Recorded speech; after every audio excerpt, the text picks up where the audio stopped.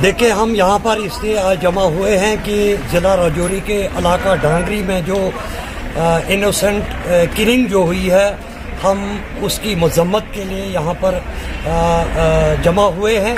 हमारी piece and welfare committee, यहाँ के सरपंच साहब भी हमारे साथ खड़े हैं। तो हम इस चीज़ की मजम्मत करते हैं कि कोई भी शख्स इनोसेंट अगर उस पर उसकी किलिंग होती है, बेगुनाह मारा जाता है, तो हम उसकी पुरजोर मजम्मत करते हैं। हम ये उम्मीद करते हैं कि गवर्नमेंट जो है वो इस पर जो NIA की को इस केस को सौंपा गया है, वो इस पर बिल्कुल साफ और शफाफ तरीके से इस पर अपनी जो है इंक्वायरी जो है वो की जाए।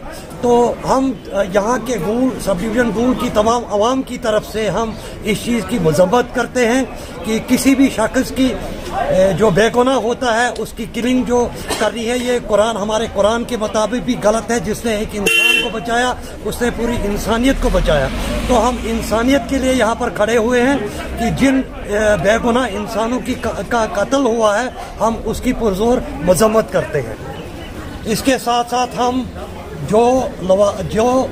जिन लोगों की जो कत्ल जिनका हुआ है, उनके पूरे परिवार के साथ हम पूरी हमदर्दी और पूरे उस गम में जो है वो पूरी तरह शरीक हैं हम।